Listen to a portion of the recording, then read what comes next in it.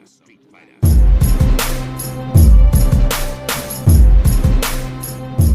going on, fight fans? It's Capital Combat. The name says it all. I'm Rob Jarrell, and this is some post weigh-in thoughts for Canelo versus Kovalev that's going on tonight on the Zone. And if you hadn't already checked it out, check out Hakeem and I's lengthy but detailed preview to tonight's fight with the two fighters, with Canelo moving up two-weight division to take on WBO champ Sergey the Crusher Kovalev. So Hakeem and I, we were waiting for the weigh-in pictures, waiting for the weigh-in videos, just to see how we thought, both guys looked. One coming up to weight division, so putting on basically 15 pounds of either muscle or fat or just not taking as much weight off. And the results were a little surprising that we thought that we should do this video. So what we saw was Canelo looking a little bit more natural, not as shredded, but that's neither here nor there because he's fighting at a more natural walk-around weight form. Looking a little bit bigger, but looking a little bit more buff. And usually guys who bulk up instead of fighting at that natural weight tend to be a little bit slower. They lose something off their speed. I'm not saying he's going to be slow in this fight, but will that explosiveness still be there for Canelo, who doesn't have to shave off to down to 9, 8, 7, 6% body fat to take on middleweight challengers? While on the other hand, we see Sergey Crusher Kovalev, who looked very flat, who looked a bit dry. He really did not look like what we've seen him look in the past.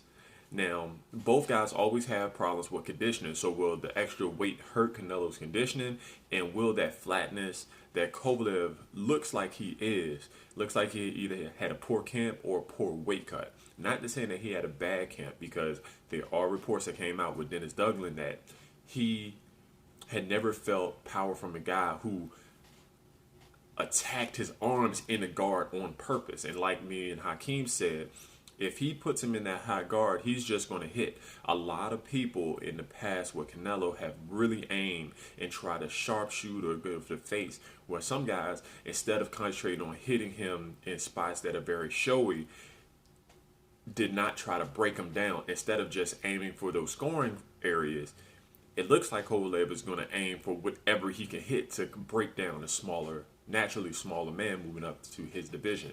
But will he be able to do that with looking like such a poor cut? I've never seen Kovalev look like he didn't have abs or didn't have, in the words of Cali Muscle, the striations, that the shreddedness coming down and getting prepared for a fight. We know his previous trainers usually had him in pretty good shape.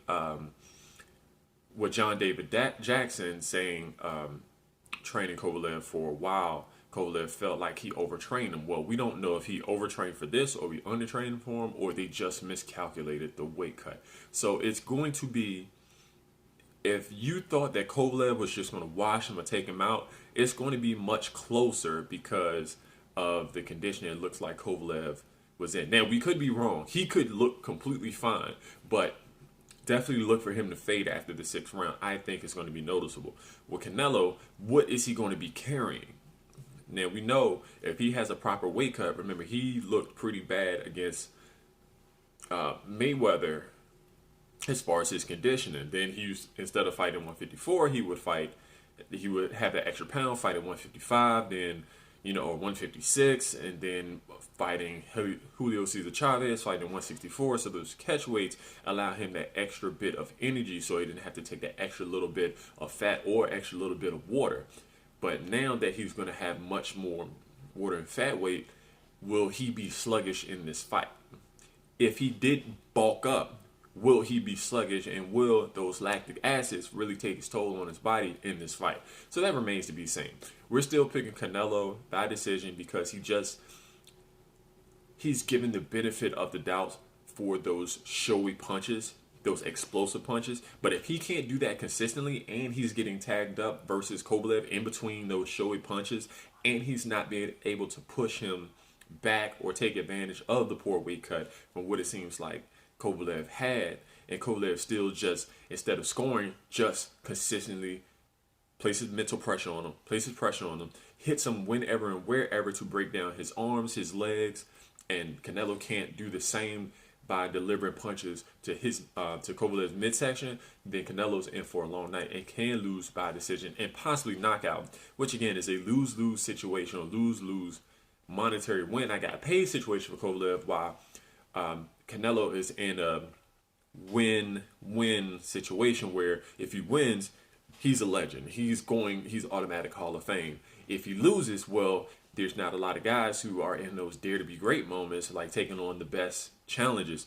even though he could have fought Charlo, even though he could have fought Andre, even though he could have fought Ryota Murata. Those challenges are there at middleweight in this situation. So tell us what you think.